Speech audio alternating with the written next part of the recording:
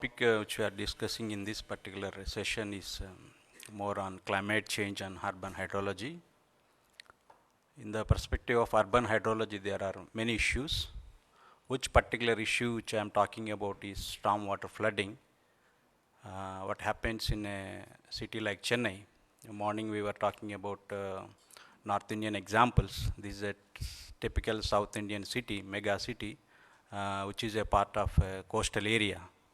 So whenever we talk about any floods in the coastal area, we have a added complications with the boundary of sea coast and mild slopes and so many like that.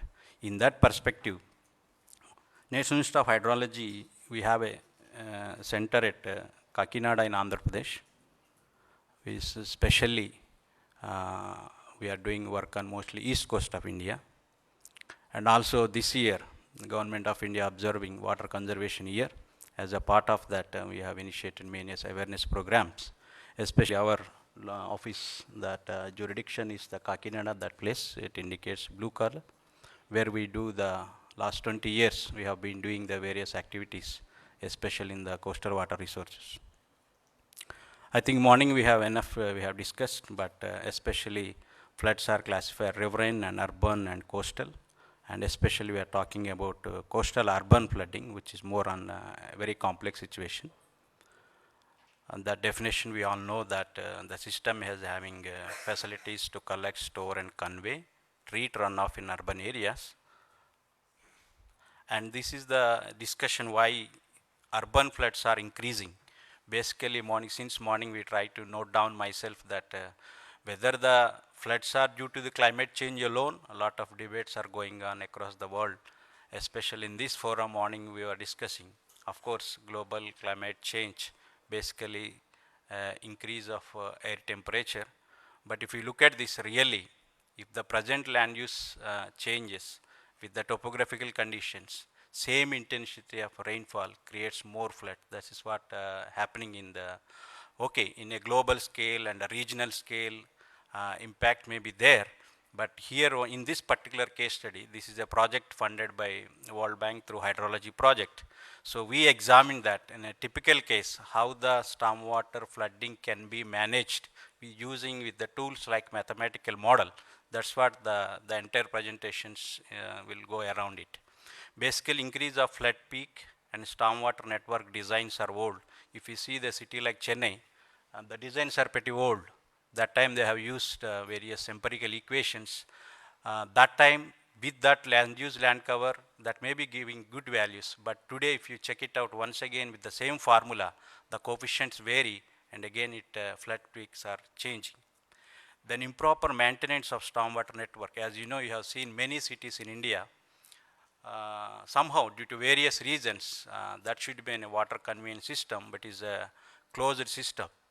But if you really look into that, what type of maintenance situations are occurring, mostly people know that problem and they know all the solution also. They simply say that because they are poorly maintenance, the purpose, which purpose they prepared this drainage network, that's not functioning properly. That comes into the maintenance problem.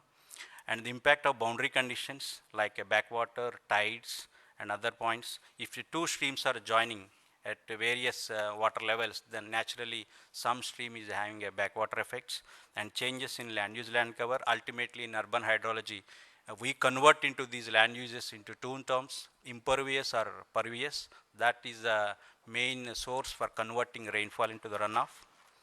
And increasing rainfall intensity, we were talking about that, whether really it is going in IPCC report says that the intensity of rainfall going to be increased.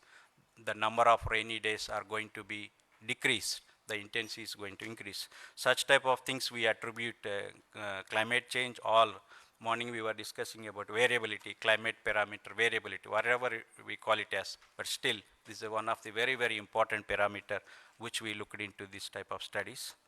And especially bridge designs across a stream or drain. I have seen in Chennai, in a small stream which we are talking about here, the length is around 10 kilometers. Around 24 bridges were constructed across that particular stream. And with the huge thickness of the slabs and all those things, it is almost 25% of the cross section is catchments. And if you could, this is the first attempt they made. The Chennai city made into various sub-watersheds. Here, this is the one of the biggest watershed which we have taken as the micro stormwater mathematical modeling study. And if you look at this entire area, we have only one rain gauge observation, which is monitored by Indian Meteorological Department since 1980. There we can get the hourly rainfall. Except that, we don't have any hydrological information at all.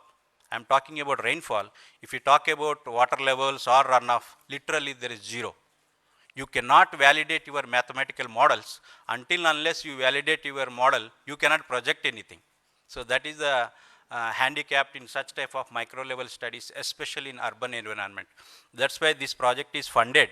You start putting instruments in the basin, then monitor yourself, and entire system has to be mathematically converted into model, then try to develop a projection. That is the background story on that. So that was I am talking about the bridges across this small stream, which is having a 10 kilometers length and 30 square kilometer in the catchment area. And some of the synoptic views and the land use land cover. And if you see that any information you required from this particular small basin, they will provide on those zones only.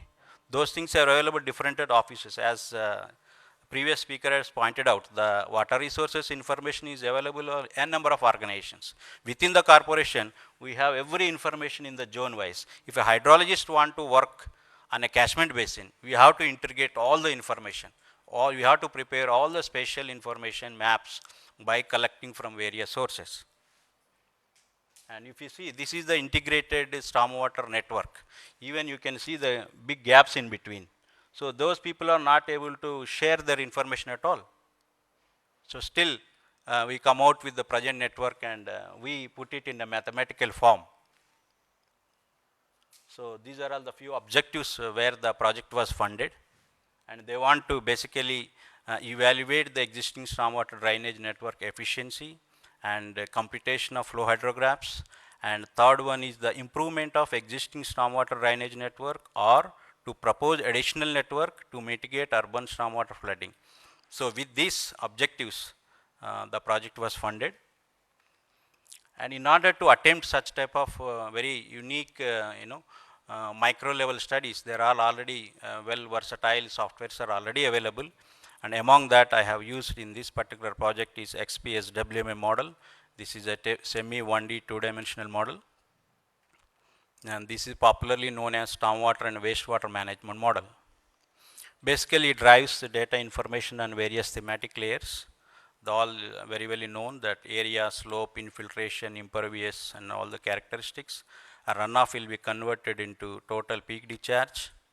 And basically, the model which background runs hydrological model and hydraulic model. Basically, rainfall is converted into runoff. Runoff is routed through the existing stormwater network locations. That is what background it does mathematically. This last model, unit hydrograph approach, and ultimately the carrying capacity of the, which we are talking about, carrying capacity of the stream or drain, whatever we are talking about that. So this is a schematization of the basin.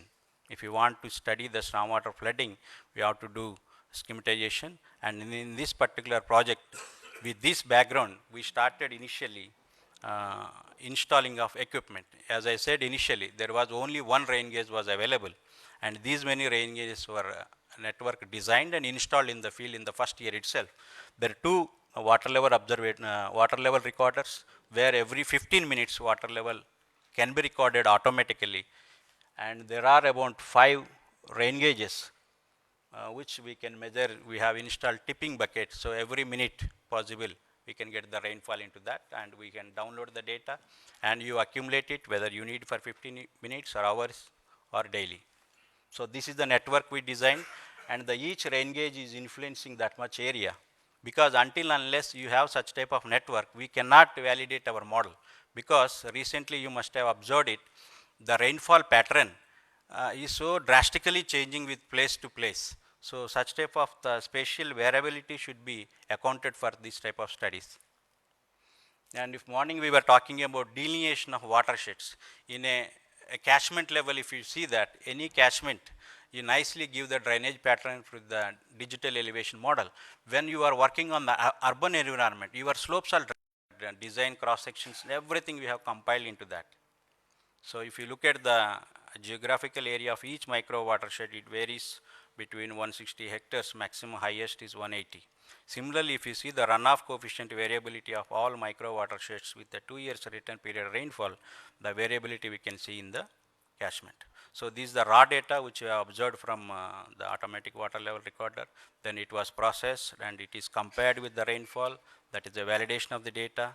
Then this is the testing of the model. With all that inputs you have collected and put it in the model, so we can see our confidence limits that whether it is matching the model computed water levels or not. These are two events which have considered in the 2011, and similarly multiple events also we have tested it. But we can see upstream is having model computed peaks are high, but the observed values are very less. Why? Because a lot of processes are involved that we are accounting for that. Why it is consistently showing the lower values. And apart from that, once your model is ready and you have validated properly, then you look at out the availability of entire historical data or some RCM climate models. So what could be the intensity of rain to be tested in this particular area, whether our system is capable or not to drain this much water. If not capable, which locations it is flooding, all those things we can develop on that. So just I am skipping because of the limitation of the time. These are all the intensity, duration, frequency curves developed based on 30 years hourly rainfall data, which were collected from, based on that we have could develop design storm periods. And this is the typical model output, and every micro watershed you get the rainfall pattern and corresponding hydrographs. And if you look at this, another interesting profile, this is a longitudinal profile of that particular stream. It starts from 0 up to 10 kilometers. So these are all the cross sections. Whenever, if we put a 2 years return period rainfall, these are all the nodes which are flooding with the existing longitudinal profile. If that government want to change those profile into, through dredging, they want to increase that slopes. If you look at the same rainfall I am putting on the same stream, the only one node is flooding. Such type of scenarios can be developed. These are all the some of the changes they want to made in the cross sections. And similarly, if you look at that, system is ready, everything is, we have put it in the model. Now you want to test whether your network is capable or not.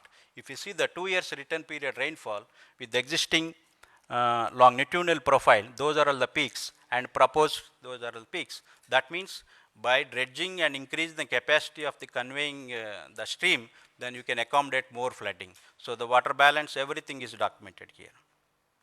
So these are, especially when you work on the hydrographs, the shape of the hydrograph is very, very important when you work on this flood mitigation. If you see the flatness of the hydrograph is more in the existing profile, and the now hydrograph is steepening with the proposed modifications. And this is another map which shows us which area is going to be flooded. Now we see the 2 years return period flooding. I can have a control, entire basin control with which area is flooded more. I can get this online very fast if the model is ready. Similarly, I can put various return periods rainfall and get the various flooding. Apart from this, the government is suggested one more thing to solve this flood problem. There is a one proposed diversion from this basin to this basin. So they are asking us, if model is ready, you incorporate this diversion and see the how the hydrograph peak is reducing. Those things also we have incorporated in this particular model. You can see this impact of proposed diversion on runoff peak, that is a design storm, and the with diversion and without diversion. So such type of proposal which government going to be implemented in the field, those things can be tested very well with incorporating all those things. I think these are some of the few photographs where the really mean that what we are talking about stormwater drains. Some of the survey we conducted to develop the digital elevation models in the area, and capacity building, that's what the bridge I am talking about. And if you see the real condition of the drains, which are almost, the debris are floating, that before monsoon, the government of Tamil Nadu, every month before monsoon, they do this cleaning business. Otherwise, it is very, very difficult to manage the stormwater. So some of the equipments we have installed. the bubbler type water level recorder in the drains to get the information. I think we thank our director given opportunity to work on this project and also the funding agency. Thank you very much.